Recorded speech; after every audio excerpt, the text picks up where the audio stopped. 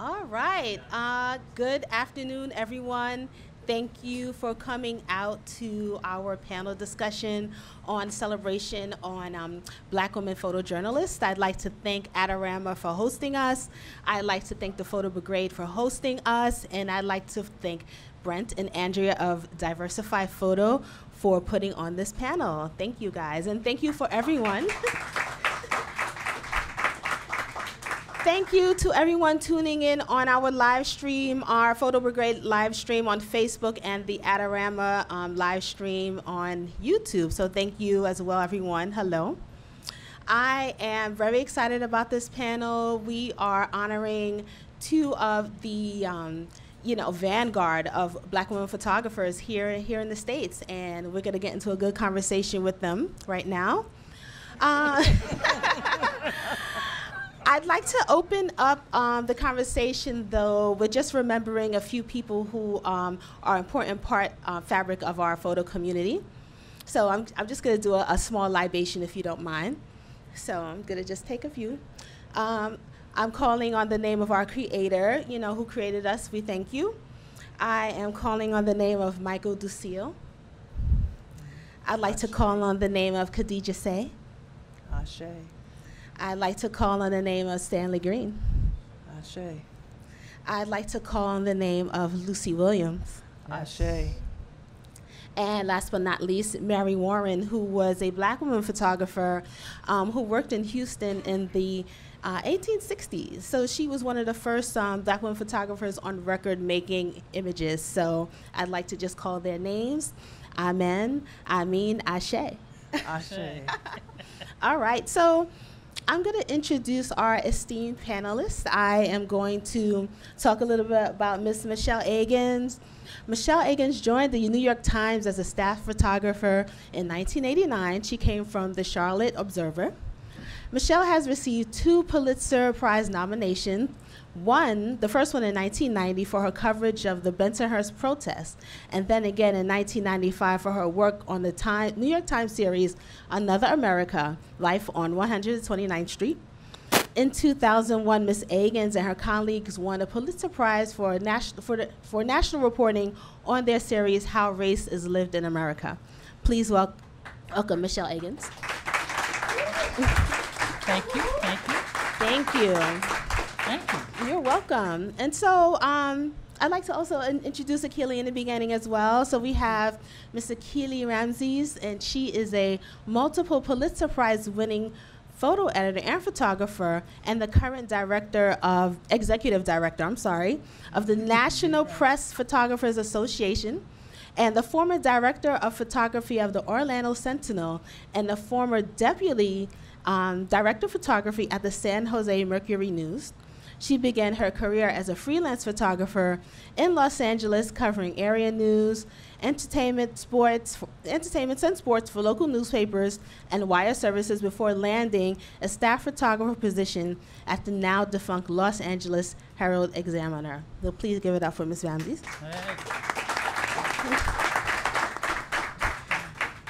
So I'd like to have a conversation with Michelle. Here we have Michelle in her younger days. Michelle, can you talk a little bit about your beginnings? How did you get into photojournalism? Tell us where you come from. Tell us what your influences were. Give us some background on that, please. It was the 3rd of September. No. No, I'm from Chicago. I grew up on the south side of Chicago, and I started taking pictures when I was 8 years old. Right. My grandmother gave me a camera to get out of her hair because she said I was too close to her all the time. So she said, go out, here's a camera, go to the corner and get some film from the pharmacist and make good pictures for Mama. So at 14, she said, I don't know if this is what colored girls are supposed to be doing, so maybe you should, why don't you learn how to type? I said, yeah, but Mom, I'm gonna be a photojournalist. I saw Jimmy Olsen on Superman, and this is it. and so my grandfather said, if she says she's gonna be a photographer, leave that girl alone, let her be a photographer. And so I started harassing all the news photographers I saw in Chicago, John White, Bob Black, and I would chase after them until well, here we go. And so we have Akili. We are starting with your photographs. Can you tell us a little bit about your beginning, your influences? Well, what influenced you to become a photographer? That's what I mean. I am a military brat. My dad was a 30-year career Marine, and upon his return from his second tour of duty in Vietnam, we got stationed at Camp Lejeune. And it was there in junior high school, I took a photography class, and the first time I made a print, it was at Magic, and I was hooked. And I actually spent my summers working at our base commissary, bagging groceries, earning a little money to help buy my first 35 millimeter, and just start bugging the mess out of all my family and friends, taking pictures all the time. When I reached high school, I remember that picture. I started taking pictures for the school paper and yearbook, because when I came in as a freshman, all the photographers were seniors and were graduating. So I was the only one with a 35 millimeter camera. Didn't really know what the heck I was doing, and but that was it. That was a start for me. Wow, that's incredible. Yeah, so, definitely, yes. So I was pretty much a self-taught until I got to California. And I started actually a part-time job in the circulation department of the Los Angeles Times. Okay.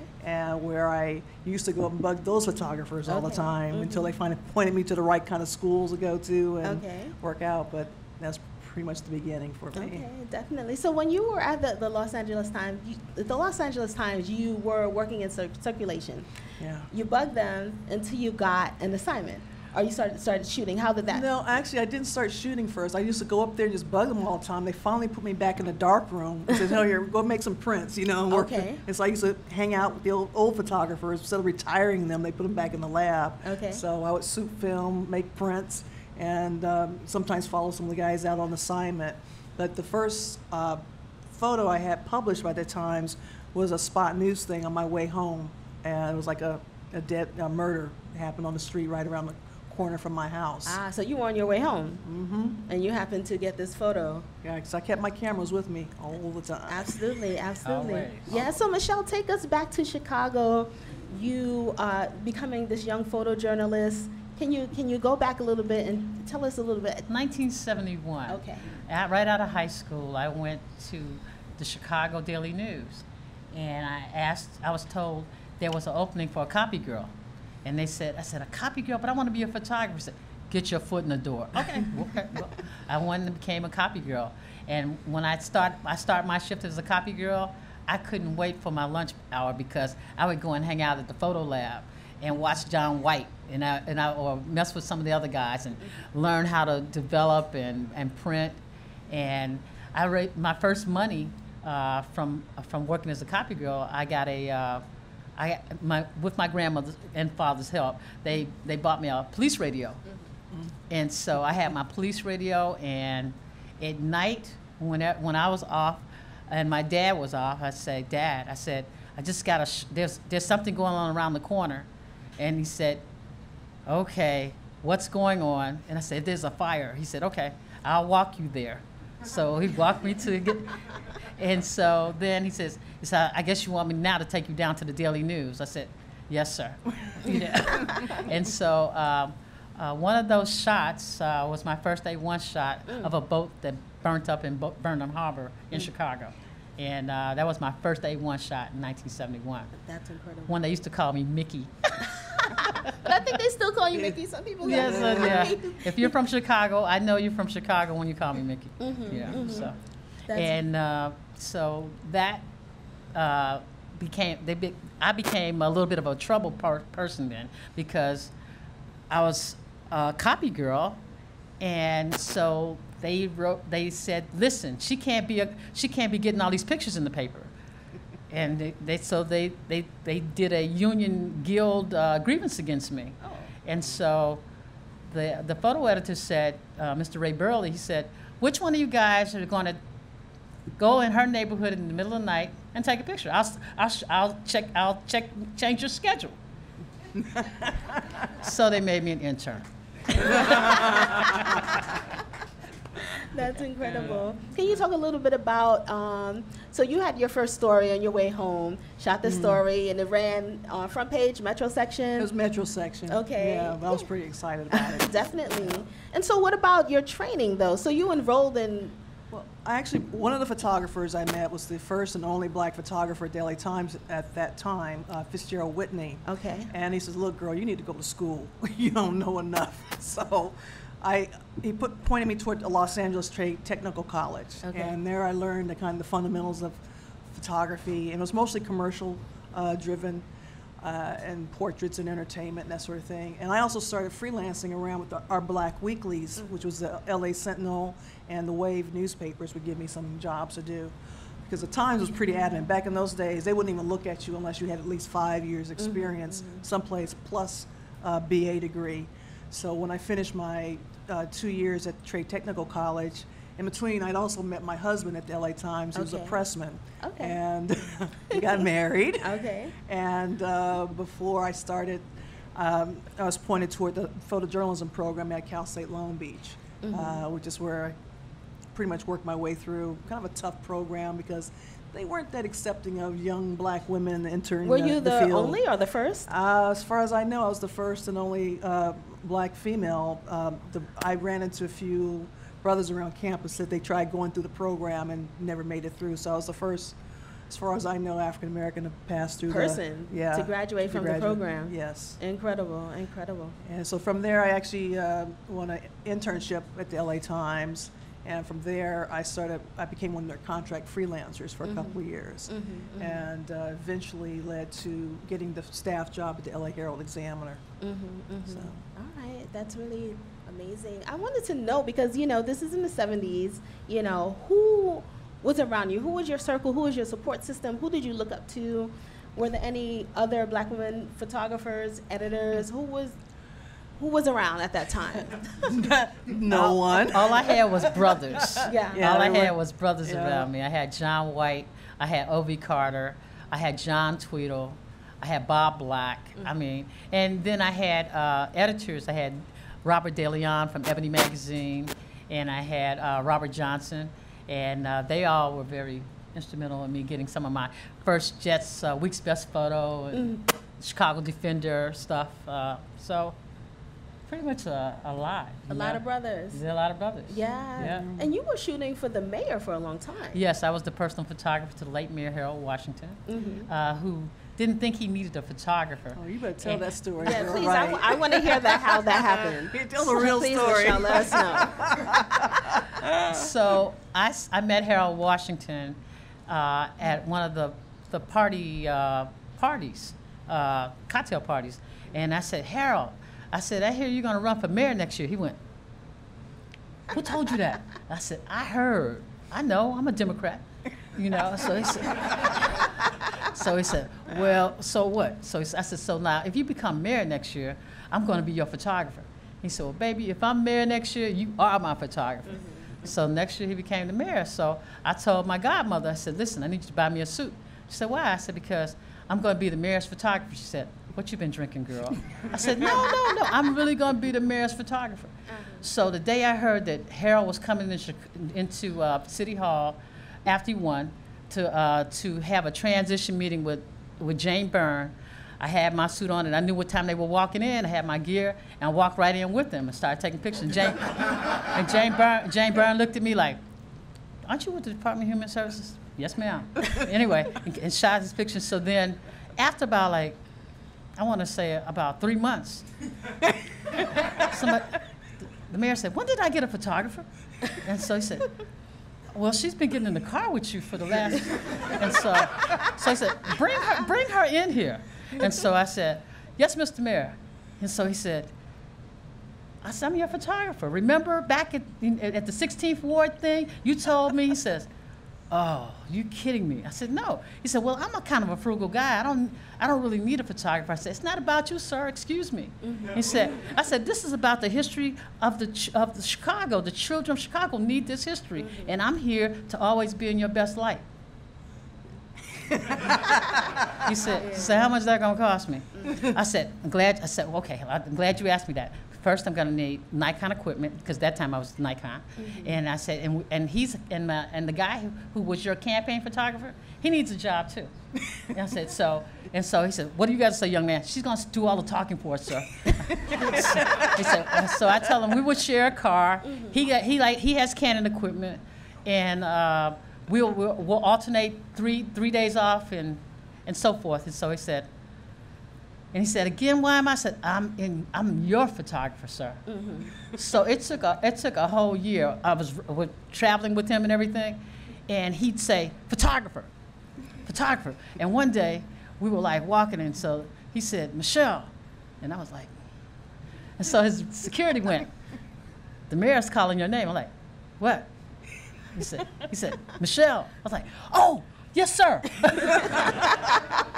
So after that, you know, it was on, and I was with him until 3 weeks before his death, and because I was one of the blessed people to go down to the NABJ and be selected as a photographer for my first staff job after Chicago, the Charlotte Observer.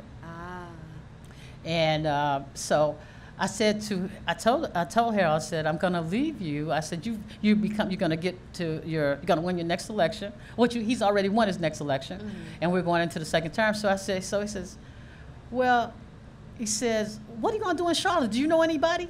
And I said, no. And I said, but I always wanted to be a newspaper photographer, and I want to pull a surprise. He said, well, can't you shoot my picture? I said, no, sir, you'd have to drop dead right in front of me.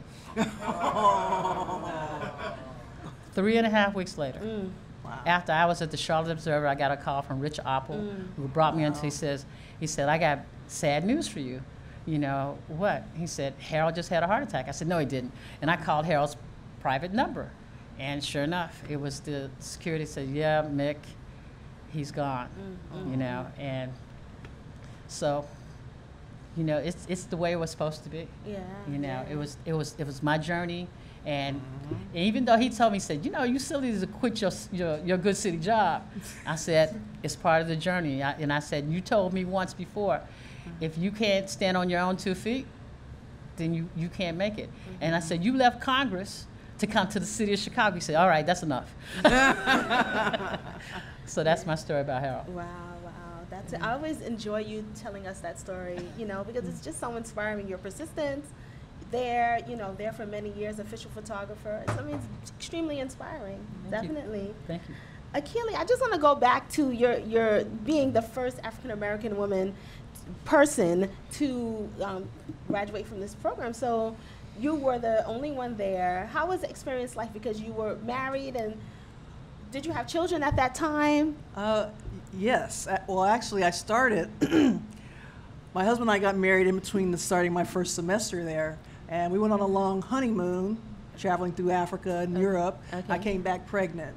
So, okay. Yeah. And so when I started that fall, my program chair was like pretty appalled at the fact that this young black woman, obviously pregnant, in his program. And he essentially told me, like, why are you taking up the space of where a man who can make a serious career out of this, you know? I says, well, I don't see where it says I have to be a man and can't be a mother and be a photojournalist. Right. And then part of getting into the program, you go through your portfolio. They have to actually approve you being selected into their program. And although 90% of my portfolio were still lives and some portraiture here and maybe a picture of one black person in the portfolio, he then asked me, well, you know you'll have to take pictures of white people. You think you could do that? I says, well, I imagine I just need to make an adjustment of an f-stop or two. So he didn't know what to say after that, but wow. I persevered. You did persevere, definitely. So can you tell us a little bit more? So then you graduated, you started to work, you started to photograph. Yeah, I actually had finished the internship, and I was contract freelancing for both the LA Times and the wire services. And I didn't know at the time because it was almost taboo. If you freelance for the LA Times, you weren't supposed to freelance for AP. I said, well, unless one of you are going to hire me and offer me some benefits, right. whoever calls me first and offers the most money is getting my skills for the there day. you go. Right. And so I kind of broke a barrier for that. But I was also at the time, because of my commercial training, I was one of the rare news photographers in those days who actually knew how to shoot off camera beyond a flash, a 283 flash off camera. Right. And so I did a lot of studio. I became one of their feature specialists for celebrity portraits and events, just because I could light. Right. Yeah, Okay. when that wasn't a thing back then. Yes, yes. And so from Los Angeles, you went up to the Bay Area. No, let me backtrack a little bit. Okay. After the Herald Examiner folded, I went back to freelancing Okay. again. And at the time, there was good freelance work, but nobody was hiring, because at that time, a lot of your afternoon and secondary city papers were shutting down. It wasn't just the Herald Examiner. It was happening all over the country. So you had basically a economy glutted with, out of work photographers. So AP was about to introduce the new technology of the leaf desk, the digital, and they started hiring a bunch of picture editors. And so they said, look, we can't offer you a photo job, but we need editors. We do a photo editor. And so I needed the steady paycheck, because by that time I had 2 children. Right. No, 3 children. I had 3 children, but by the time I finished with the Herald Examiner. And I says, okay, I'll give this photo editing gig a shot, and maybe one day get back to shooting. But it basically launched my career in a different place, because of the new technology, and AP was the only ones who actually had it. The picture editors that they hired, we were like the first generation of picture editors that actually came from the field as photographers. Okay. And knew this new technology. So newspapers started coming after us, and LA Times, who wouldn't hire me as a photographer, turned around and offered me double my salary at AP to come work for them as a picture editor at the time, and that pretty much started my career as a picture editor. Right. And it introduced me also to my first real mentor, was Vanessa Barnes-Hillian, came in from the Washington Post. Yes. To be the director of photography for the LA edition, the Valley edition of the LA Times. And it was through her. We went through, within an 18-month period, fires, floods, and then the Northridge earthquake, Wow. OJ, and Everything. it was insane. And but the Washington Post decided they wanted her back more, so they tempted her back. And so I stayed at the LA Times, but then my kids were getting a little larger. I had 3 sons at that point, and even though with a very solid household and a husband who was a very engaged father, the streets were pretty rough, and I lost a cousin to drive-by shooting, and I was covering gang shootings and all this other kind of stuff before. So I got a call out of the blue from the Atlanta Journal-Constitution, and they wanted a features photo editor. My mother had just moved. Okay. I says, this might be a important sign to make the move to Atlanta, and that's how I ended up going to Atlanta. I was there for about 4 years until our oldest son graduated high school. Then I was recruited by the San Jose Mercury News to come work for them. Okay. And then we went back out there. I stayed with them for 8 years, and really, it was a great job. I probably would have stayed there until retirement, because I had a great boss. Jerry Migalitz was my director of photography. I was working with talented photographers like Richard Cochi Hernandez, Di Sagano, and Nat Meyer, and Josie Lepe, and Karen Borchers. It was a wonderful staff. Sue Morrow was one of the other editors, and Mark Damon. And we had a crackerjack staff, very innovative, a lot of the new technology and new web design. We were coming from the Mercury News. We were like, it was a pretty exciting and great place as a photojournalist to land. But then the business went. Knight Ridder was our parent company. Oh, yeah. And they literally fell apart overnight, to the shock of our whole industry at that time. I remember that. And I remember reading about that. yeah, so the writing was on the wall, and I left there, and I actually got recruited to be director of photography for the Orlando Sentinel. Okay. Yeah. Okay. All right. Speaking about moving. Abbreviated. Yes. Speaking about moving, I want to talk to you a little bit about moving to North Carolina, Michelle. From Chicago. It was to very North Carolina. interesting. They didn't tell the photo editors that I was coming. So they hired me at the NABJ, and so when I arrived, they were really surprised. And, but they warmed up soon after that. But it took a minute, you know, because they thought that they should have more of a, you know, how do you know she can take pictures? She can take pictures, you know. And so I said, all right, we're going to send her out to cover NASCAR racing. We know how to get her. It was what the paper again was? The Charlotte Observer. Observer. Yeah. So I covered NASCAR racing. I didn't think, I mean, I got to meet the Pettys and the Earnhardts, and it was just a really amazing experience. I never knew that culture at all, and it didn't know me. And so I went the first time that I covered NASCAR racing. Now they have all these RVs in the field, and then you get to the track. But you have to where those were the days when we had we worked out of trailers. Yeah. So we take our film and we run back to the trailer. They put a tag on it, and then you run back out.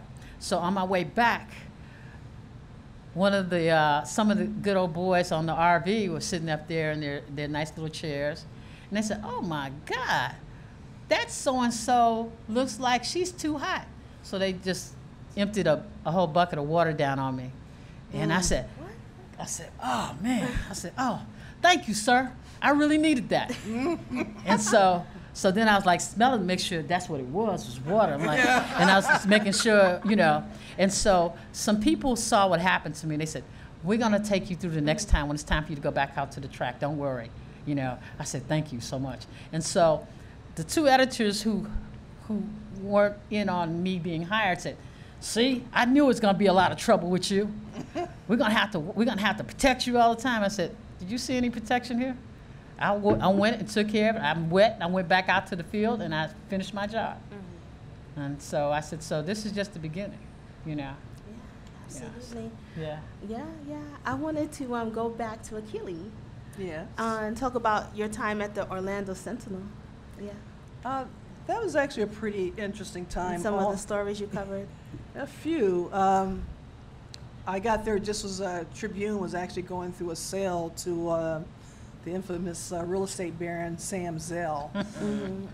But we kind of just ignored that and just kept on doing our thing. But one of the things is NASCAR and Space Shuttle were two of the big things we had going. And a phenomenal photographer named Red Huber take you out to the Space Shuttle and show you. The first time you see a space launch up close and personal is a pretty amazing experience. It's just, and I learned so much from photographers like him, because this guy could has been shooting shuttle launches for over 20 years, would find a different way of shooting it each and every time. And he was amazing. It still is amazing. He's still one of the most technically proficient and curious photographers that I know. There's nothing gets ahead of him, and he's always moving. Right. And we also, this was during the period where we had the infamous Casey Anthony trial, where that took our paper through quite a bit, 24/7 coverage, and you know, just basketball and NASCAR, and it was a pretty good experience. But it was just also during the time trying to outrace, you know, the downturns in the industry. So like when I came in, I was director, and I had 5 picture editors and 19 photographers, 2 lab technicians. And by the time I left, we were down to 9 photographers, 2 photo editors, and you know, half the rest of the staff had been pretty well decimated. Yeah. And they were about to go through another round again. And I was like, I can't do this anymore. So I packed up, and my mother's health was starting to become a issue. So I packed up and came on back to Atlanta. And went back to my first love, just shooting again. Okay. So my old friends at the AJC started hiring me on contract from freelance gigs. Yeah. And I love your music photography. Yeah, that's what I enjoy the most. That and photographing the grandkids now. Yeah. I wonder if you could talk a little bit about this cover. Well, you know, the Haiti earthquake was a pretty dramatic thing, and at that time, it was still a pretty good use of photos were being used in the paper. We didn't have any staff. We had our sister paper, the Fort Lauderdale Sun Sentinel, sent photographers. So a lot of my work is handling the photos as they come in and working with the page one editors and deciding what goes in. We had special sections we developed, and so a lot of work goes into working with designers, page one editors, and just making the right kind of decisions on what goes and what kind of size you're going to give the impact of a cover story, of an important story like this. Yeah, yeah. And we had a lot of folks coming in from the Haitian community that we continued following, doing stories for a while. But that was from the first day. Yeah. And then also covering the President Obama's inauguration. Yeah, I tell you, that was a really tough call for me because I would have loved to have gone personally, but I felt it was my responsibility as a picture editor to make sure we actually gave it the kind of coverage it needed, you know, laid out right. And we had a really great design team and a photo editing team, and we were talking about thousands of images coming through, you know, and wanting to make the right choices at the right time on deadline. So that was pretty impressive package. We had a pre-inauguration package, kind of looking at the life of Barack Obama and his family that we put out before, and then we had a special section during inauguration day. So it was probably one of my favorite covers packages we ever did. Definitely a moment. Definitely. Yeah. I want to come back to you, Michelle. So you were in North Carolina, and you ended up at the New York Times. Can you tell us a little bit about that transition and how that happened? Well, I was covering the 1988 Democratic Convention in Atlanta, and I was working with a photographer by the name of Davy Henshaw, and we worked out of a trailer about a block away from the convention center, and we'd have to shoot, come back, make our deadlines, and go back and shoot some more. So in the back and forth running days, I ran into a guy by the name of Jim Wilson, who was a photographer at the New York Times. And so he said, "Wow, Mal." I said, "Wow." He said, "Who are you?" And I said, "I'm Agins, and I'm with the Charlotte Observer." He said, "I started at the Charlotte Observer." I said, "Well, where are you now?" He said, "So," I said, "What are you doing now?" He said, I'm covering this convention." And I said, "And what are you doing?" I said, "I'm covering this convention." He said, "Well, what are you covering?" I said, "North and South Carolina." He said, "Well, who else is with you?" "Davy Henshaw." "Wait a minute, the two of you are covering North and South?" I said, "Yeah." "How many people with you?" He said, "About 12.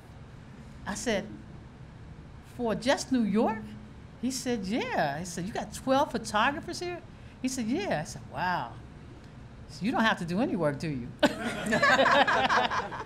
Anyway, that impressed him, and he went back and told Carol and Lee, "Guess what? I saw black women photojournalists running around covering North and South Carolina." And he said, "Well, maybe we should, put her on our list."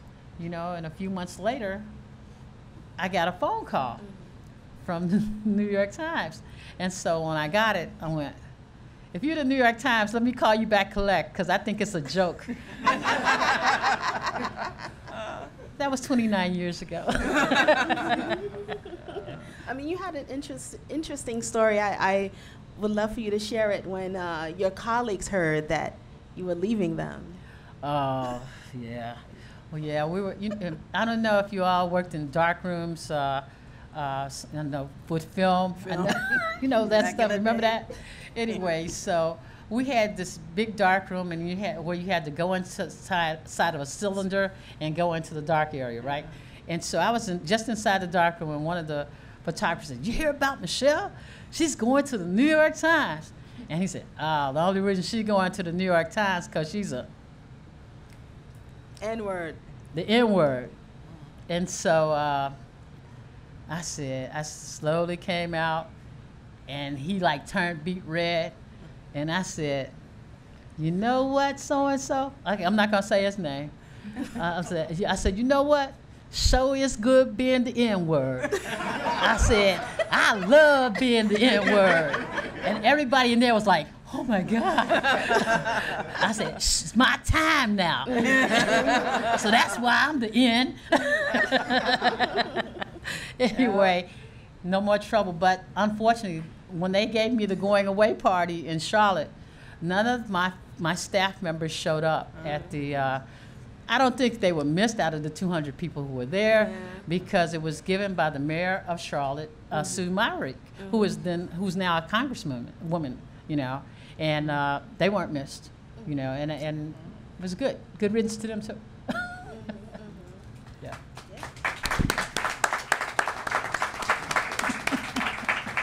So was there, can you talk a little bit about some of the racism that you might have experienced and the sexism, and, you know, how did you handle that, and how did you, at that point there were more, I'm assuming that you had more colleagues of color or more people to lean on, or perhaps NABJ. Can you talk a little bit about that? I know that's well, we you know, because, you know, black women photographers, you know, which my rabbi, Mr. James Estrin, calls us unicorns because we're very rare. Yes. Hi, Jen. Oh, you call us a unicorn. You started. Okay. Well, I got it from him because you told him that, right? Okay.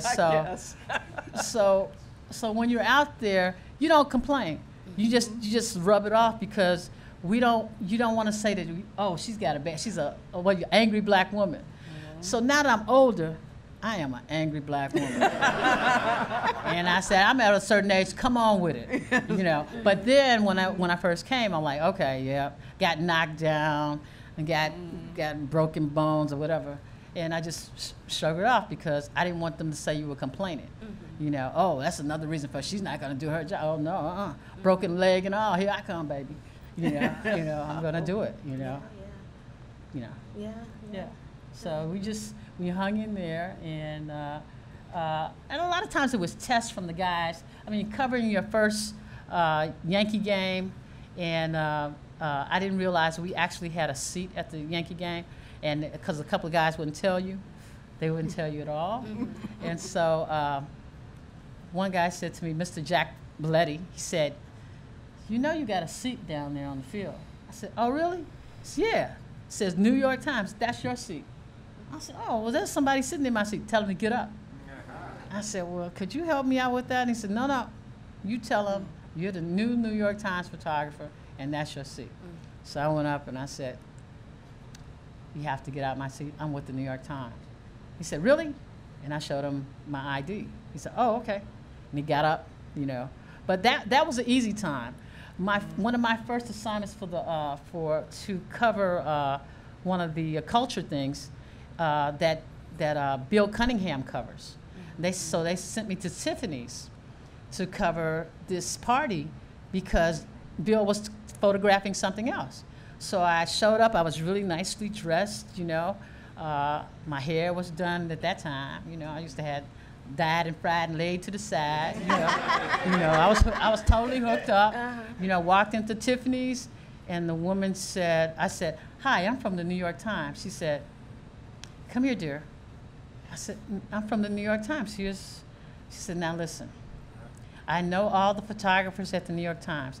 You see those two gentlemen over there? Those are my security. If you don't want to go to jail, you'll walk outside the door and leave. I said, okay. I said, can I get your name? She said, sure. She said, but leave right now. So we didn't have cell phones then, so I had to go to the corner, put the quarter in and call the desk. And I got Nancy Weinstock. She said, what? She said, what's her name? And I gave her name. She said, okay. She said, you come back to the office, okay? I said, all right. I came back to the office. And she said, are you okay? I said, yeah, I'm okay. I said, why didn't she believe me? I told her. She said, don't worry about it. So within an hour, this woman said, well, would you like to come back? And I said, absolutely not. You know, no, I would not like to go back. Do I have to go back? They said, no, you don't. You know, so then all the black journalists at the New York Times who had subscriptions to have their stationery done by Tiffany's, all canceled their accounts. And they said, we're not going. You're a new kid on the block. We're not going to let that happen. Right. So that was my story with Tiffany's. Right, right. Yeah. I mean, how do you heal and cope with those types of things? 'Cause it's pretty traumatic. Yeah, but you just kind of. It's not isolated either. Yeah, but you gotta pick your battles. Yeah. You know, you have to roll. If you want longevity, pick your battles. You know. Mm-hmm, You know, I knew I wanted to be here. You know, and is that all I have to do is just continue shooting my pictures and do what I want to do, then the heck with that. Mm-hmm. That's just another thing. Yeah, yeah. You know? I hear you, Akili. How do you deal? And what are some of the... Tell them about the guy with you. Which one? The guy the guy who said when you were pregnant, he said. Oh, well, that was okay. Oh yeah, the internship. Yeah. Getting back to my days at Cal State Long Beach, they're pretty much with the guardian keepers of who doled out internships. And if you didn't have your guy approve, you weren't getting in the door. But I happen to have a friend, one of my colleagues who was a reporting student who had a copy editor job, a copy clerk job at the paper. And she had overheard a conversation that from the photo chief at the time says he hadn't seen anyone's work he liked enough to bring in for the internship. Mm-hmm. And she turned around to him at the time and says, well, I know you didn't see my friend Akili's work because she's the best photographer we have on staff. Mm-hmm. And so she had he called my program chair and says, who's this girl Akili? I've been hearing about, I thought you sent me all your people. Mm-hmm. And so he kind of stuttered, oh, well, didn't think, but whatever. So he just gave him my number. The guy called me up and says, can you come down and show me your portfolio? And it was like a Friday afternoon in Los Angeles. This is the Orange County edition of the Times. If anyone knows LA traffic, it was like brutal. So I said, okay, I could see you Monday. He says, no, I'd like you to come down this afternoon. Mm-hmm. So I lived in LA proper, so that was a good hour and a half drive, but I busted my butt getting down there with my portfolio. And I printed all my own work. I was pretty Ansel Adams trained type of printer. And so one of those very stoic kind of guys, and he takes my book, looks at me, looks at my book, flips a page, flips another page. So who printed your work? I says, I print my own work. He says, okay. Kept on looking. He said, okay, I'll see you Monday, 10 o'clock, and get started. Mm. I was hired from that point on. Wow. And of course, my former program chair likes to take credit for all of his successes. Nah. Not at all. Not at all. So, yeah. But it was a good experience. Actually, the LA Times photographers were actually always very, very helpful and giving. What actually kept me into the program and kept me from really quitting, one of the photo editors at the Times, another Jim Wilson but different, his wife, Sue Dooley, taught a couple of the photojournalism courses at school, and she was a young mother also. Mm-hmm. And so she gave me the encouragement to keep coming back and getting the work and just ignoring the other guy. Of course. So, but I just never let people deter me. I mean, I come from one of those families that I kind of thankful for both my parents, but my dad he had 3 girls, and jarhead that he was. They said, he don't have no sons, but my girls are going to do whatever you want you to do, you're going to do. Absolutely. And so I always had the support. They had no idea what it was I was trying to do, but they gave me the support anyway. Mm-hmm. Yeah. Mm-hmm. Well, Kelly, one of your mentors was Vanessa, right, from the Washington Post. And so at one NABJ conference, I was saying to her, I said what had happened to me on my way on this journey to being a photojournalist. And I told her about an editor who had told me, not today, not tomorrow, never. Mm-hmm. And he said, when you were an intern and when you were a copy girl, it was a nice novelty to have you around. But we haven't even hired our first white woman yet, so what would it look like with me hiring you? Mm-hmm. So 20 years went by, and Vanessa calls me and says, guess what? Now, I said, what? So she says, I'm now the director of photography for the Valley edition. for the LA Times. Yeah. And so she said, and I fired this editor. Yeah. And The guy that calls you a novelty. they called me a novelty. And so she said, I just thought I should call you so you could feel the love. Yeah. That now I'm his boss. Mm-hmm. And I said, wow, this is great. You know? Incredible. So, I mean, and that guy had a lot of nerve too. He called me my first week at the New York Times. He said, hi, remember me? And I went, not today, not tomorrow, and I'm not going to say his name. And so he said, did I say that to you? I said, thank you so much. That's why I'm here. Because I lived that every day. Not today, not tomorrow, just so I could tell you, thank you. Wow. Yeah, and it was really interesting because we went to the Valley. Vanessa was our director, and I was her assignment editor. And so I said, I don't know how these folks are going to act having 2 black women coming in running the photo department when they had no black people on staff at all. Yeah. So the resistance was a little stiff at first, but you know, we turned around and we actually became the portion of the Times that was actually winning all the awards because the Northridge quake hit that next year. And actually Vanessa was stuck in her apartment in her shower, couldn't get out. So we ran the photo department out of the trunk of my car. Wow. Because we had to go in with hard hats and flashlights, dig out gear, film, and what out of our building was impacted from the earthquake. And that's when we had the helipad and they used to chopper. We had to chopper our film out to Orange County to get processed in the paper. So Yeah. it was a pretty incredible period. Yeah. Can you talk a little bit about the newsroom then and the newsroom now? Like some comparisons, Well, reflections.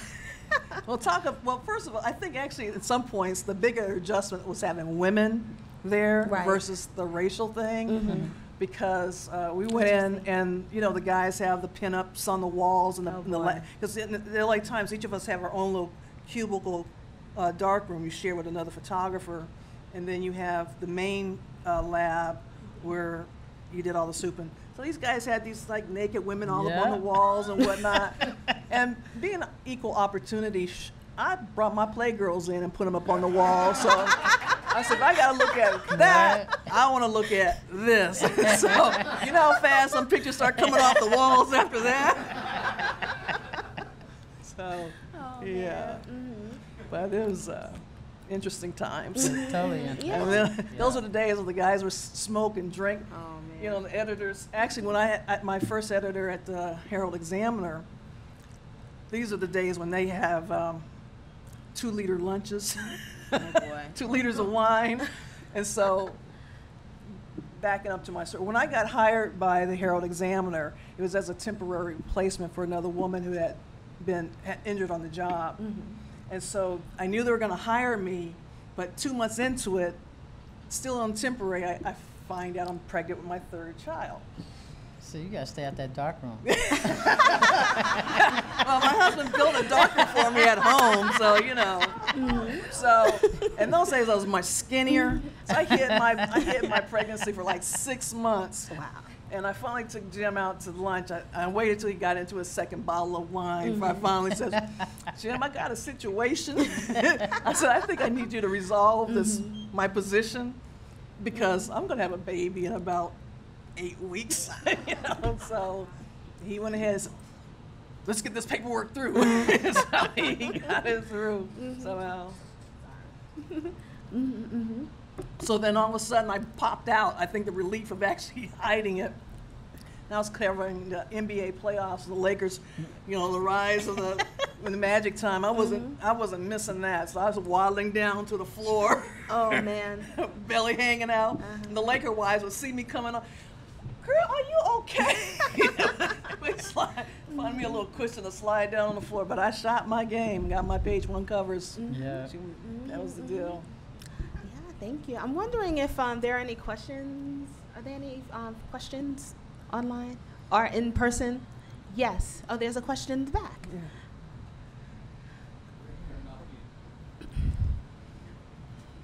Hi there. Good evening I to think both that's of you Marty. ladies. I know your names and know your work, so it's good to actually see you in the flesh. I just want to ask Ms. Agins 2 quick questions. Number one, well, both of you, are there any black females currently on either of your papers? And for Ms. Agins, did you know Bobby Senstack? Of course. Okay, so you want to know about the black women who are working with you on staff and with National Press, and then what's the gentleman's name? Bobby Senstack. Okay. Well, I have. Are you talking about women of color, or are you talking about women? Because I got Sarah Cruage here, and I got Andrea Moen. And I should have said black female photographers. Okay. Well, I'm the one at Smithsonian there. At the Times. At the Times, right? At the moment, right? But they're up and coming. I mean, they're all over the country. Some of the women, Alyssa Pointer. Yeah, just hired by the agency. She just got hired by the Atlanta. The Orlando paper, we don't have any female photographers left, right. But at the this is Tampa Bay Times, you have Monica Herndon, Alyssa Pointer, and Denise Keenan, right, and to name a couple. Yeah, we're few and far between still. Right, unicorns. Yeah, I guess. But we're trying to cultivate. Before I came to NPPA, I worked with the National Association of Black Journalists student projects for over a decade, and you know, had a lot of young photographers of color, African Americans, pretty much coming through that program. Monica came through it. Brent came through the program, and I've birthed a lot of photo babies. Sophia, Allison, and Angela. Yeah, quite a few. So we try and keep those young folks encouraged and stayed in touch. And I want to go back on other folks who helped me out. Like when I was still wanting to go back to shooting, it was Vanessa actually taught me really the value of being a picture editor. And I actually found that I had a certain gift for managing people and creating. This is Vanessa from the Washington Post. Washington Post, right? But she went back to the Washington Post. But her parting gift to me was doing 2 things. She sent me to the Pointers Visual Leadership at that time under Kenny Irby, and then about a month later sent me to Kalish picture editing workshop. It was the first time I've been surrounded by other picture editors and dealing with a lot of the same issues that frustrated me and gave me the tools that I needed to be successful in the newsroom and kind of being able to navigate a lot of the issues we face as visual journalists in newsrooms that are dominated by word-centric people. So that kind of bringing that aspect to leading the National Press Photographers Association, trying to develop programs to keep, because we've lost a lot of people across the board with the downturn of our industry. I mean, most staffs have been obliterated. I mean, half if not less than half the size they used to be when we first came into this business. Right. So. Okay, thank you. Yes, there's another question online or here? Yes. In store? Thank you. Oh, okay. He's going to give you the microphone. Yes. Early on, you mentioned that you presented your portfolio to someone, and it was mostly white people, and it was like one black person in the portfolio. Was that intentional? Somewhat, yes. Because I knew that people would think, oh, you can only shoot black people, but you got to show them what you got to do. You can do otherwise. I mean, I had everything in there: at sports, architecture, portraiture. But yeah, I was very conscious about that actually. And also the other thing is, a lot of times when I was in Charlotte, I was saying, look, I do other things than black people. They were sending me to the black churches and everything, I said, what's going on? I said, I'm not just to cover the black people here, and so it can go both ways. Definitely. Yep. Thank you. Any questions online or in the audience? Yeah, let's do one from online. I'm going to butcher this name. Judaiah? Okay. Hi, Judaiah. Asks, with today's declining photo industry, how do you recommend young photographers to apply for jobs and keep their skills updated? Just continue Good to question. shoot. Continue to shoot it every day. Yeah. Also, if you can afford it, go to the workshops. I mean, there are a lot of valuable workshops out there that are good for teaching you the new technology and techniques that are out there, but they're also great networking opportunities. And you build your community of support through there. And you build your portfolio. And then there's also like portfolio reviews, like the New York Times has a portfolio review. And you can apply for those, you know. Yeah. Yeah. But I think it's building relationships is very key in this industry. And Yeah. their jobs are there, but they're changing, Right. you know, and more is going toward freelance. So I really encourage young photographers and photographers in transition to our age group Right. that you keep up with your skills Right. and learn some business skills. Don't put all your eggs in one basket. Learn how to, if you're going to be a freelance photographer, learn how to be a freelance. You know how to run your business. Right. And don't, if you after you get your first picture in the paper, don't lay on it. You know, you're only as good as your last photo. You know that, Exactly. right? So you got to keep it moving. You know, so you call up that editor and you say, "Hey, I'm available. Do you need somebody? I'm in such and such a place." Once your portfolio has been accepted by that editor, you know. Right. Yeah. And also going back to the conferences, there are amazing network opportunities, but also they're expensive sometimes. And if you're freelancing, sometimes you're working 2 jobs, 3 jobs. So, and then you need to take the time off to get there. There's scholarships available. Yeah. You all need to, there's money out there to support students. It's not a lot. We're trying to come up with more, but try and stay open to what's out there. And, you know, I slept on a lot of floors when I was coming through because I wanted to be a photojournalist. So I didn't have the money.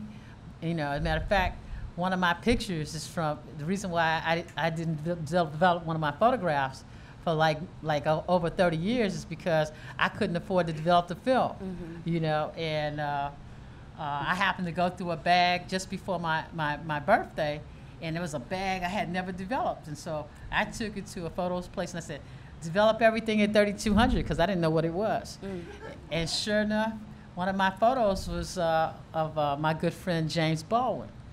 And I'm like, yeah, that's where you found it? Oh exactly. my God. So I'm like, oh, I was wondering what happened to this picture. Yeah, that's crazy. Yeah. Is it this photo? Yes. That's it. And That's classic. Jimmy had come into Chicago. He said, Mike, that's what he used to call me, Mike, because he said, you're such a photojournalist. You're never going to be a Michelle. You're going to be a Mike. And so I said, okay, what are we doing? He said, let's go for drinks, and which was scotch normally, you know, for him. And after it was becoming the evening, I said, look, we got to eat, man, because we've been drinking too much scotch. And he said, oh, what time is it? I said, 8 o'clock. He said, oh, I'm supposed to be at a book signing. And I said, at whose house? Where? What bookstore? He said, no, it's somebody's house. I said, whose? Lerone Bennett. I said, Lerone Bennett Jr.? I said, the executive editor, he just passed, matter of fact, last week. Yeah. The executive editor of Ebony Magazine, you know, man, I'm trying to get a job as a photojournalist. And you messing me up. He said, don't worry, Mike, you'll have something better down the way. And he was right. Yeah. Definitely. So that's how this picture happened. Yeah. We'll talk about how okay. There's another question online. Another online question from Alicia.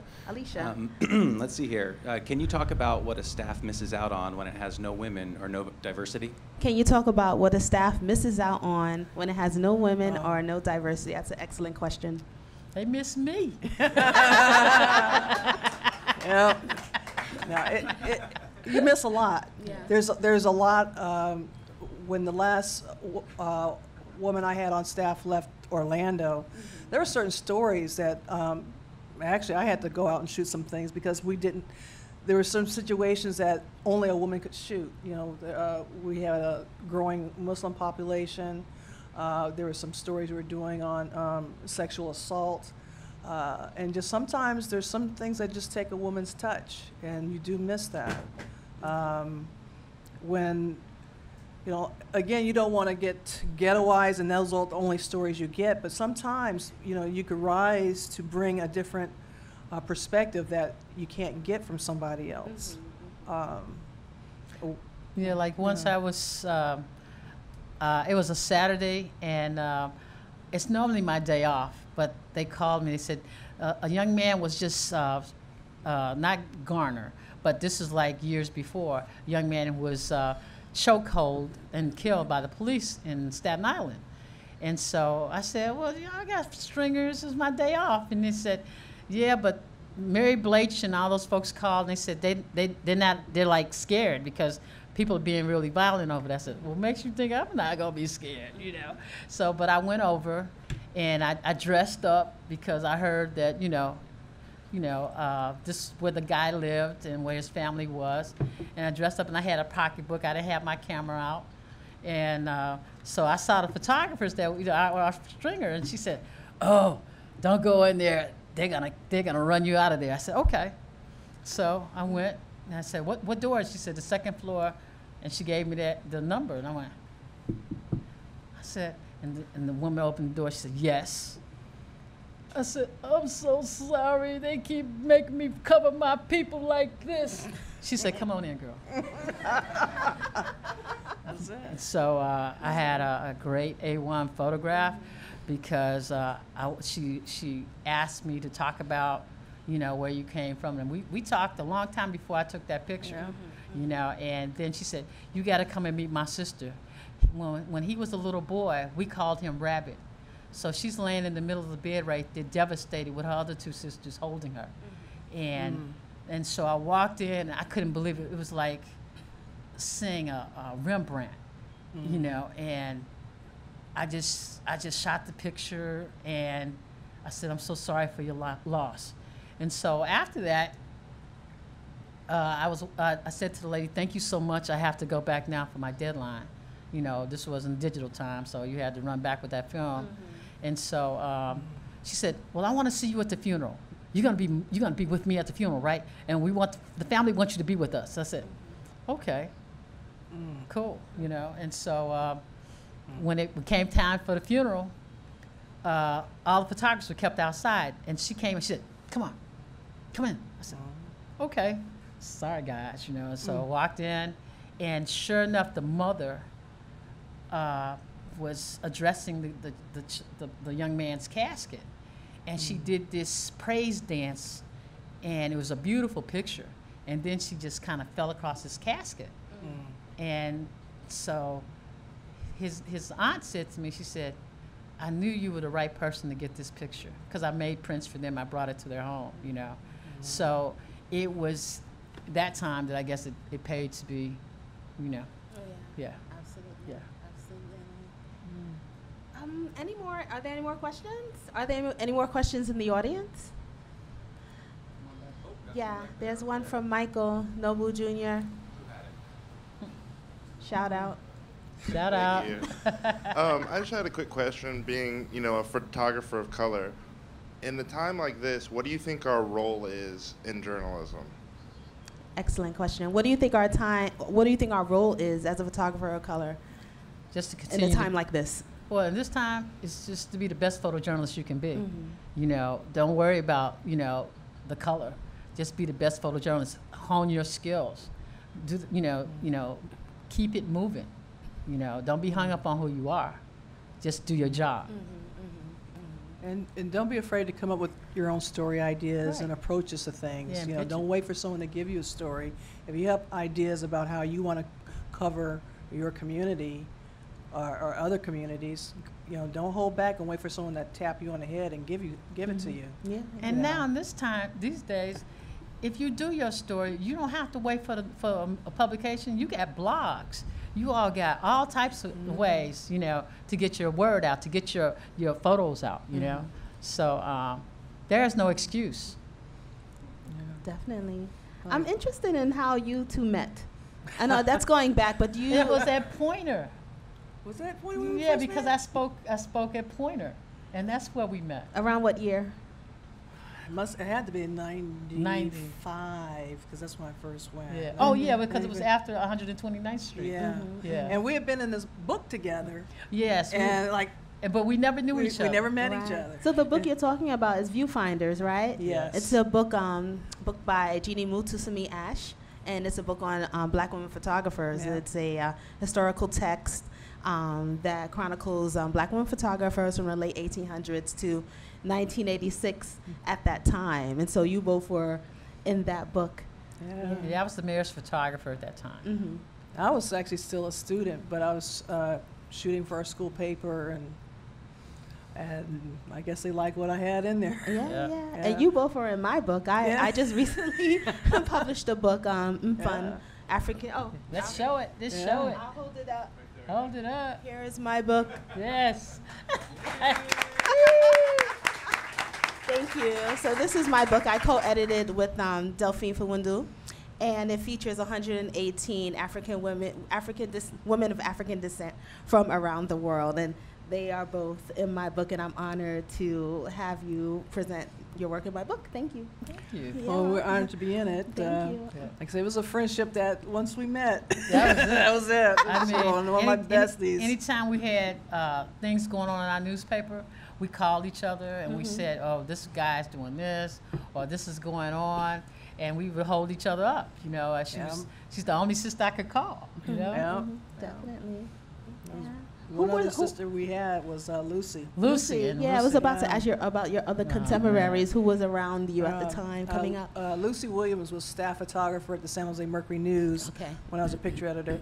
And we never met each other before then either. When I was at the Herald Examiner, I think she had just come to the Mercury News. But the minute we met was like we were long lost sisters, you know, and just watched each other's back and just enjoyed laughing out the foibles of our business. It was she was something else. So I still miss her. Yeah. Fortunately, she passed away. Yeah, she did. Yeah. So, who are some of the photographers that you admire their work? You're looking out for. It kind of caught your eye. We're showing some of them actually. Yeah, there's a lot of young. Yeah. Oh. What am I unplugging? This one? Okay. Okay. So so no problem. We've been looping some new younger photographer. Photographers such Samantha as Denise Keenan and Monica Herndon, Sophia Allison, and Gabrielle, and I'm sorry, messing up her name. Angiotti. Yeah. Just to name a few. Yeah. Just a few. What else can you think of? Michelle. Well, pretty much we know the same names. Many people. Absolutely. And you have, let's see, and you have other picture editors who are still going on, like Kym Johnson with Associated Press. Just hired a new young photographer down in the, we mentioned her, we mentioned Al. Right. Pointer. So there's a lot of good work out there, but it's spread across. Need more. Yeah, Definitely more. You know, and really, a really good way for a young photographer to get going is to really apply for the Eddie Adams Workshop. I mean, some of the greatest photographers that I work with have been students at the Eddie Adams Workshop. And through the NPPA, we've restarted some of our mentorship programs, and we're trying to get a national student representation in different regions paired with the regional chairs. So we have a few programs we're trying to really get it back off the ground and get people more engaged in learning and connecting and developing communities of photojournalists. So if someone is not a member of the National Press Photographers Association, they should become a member. Yes. They should. We offer a lot. Website is what? NPPA.org. Okay. All right. You And heard that. we offer photographers insurance. We have advocacy, legal advocacy. We're one of the major proponents of protecting photographers' access and rights to coverage. And the only way you don't get into the Eddie Adams Workshop is if you don't apply. And the deadline's coming up? It's like in May, right? May 31st. Okay, so everyone apply for the Eddie Adams Workshop before May 31st. Yes. Okay. Some of the photographs I've been showing, I just wanted to name some of the photographers. We had Alyssa Pointer, we have Bria Granville, Denise Keenan, Fanta Job, Joanne Rahman, Lindsay Witherspoon, Melissa Bunny Elian, Nina Robinson, Samantha Bach, Sophia Nali Allison, and Velvet McNeil. Yeah, I just wanted to shout them out. All right, are there any questions, last minute questions before we wrap up? But here's a question in the front. Oh man, I hate these.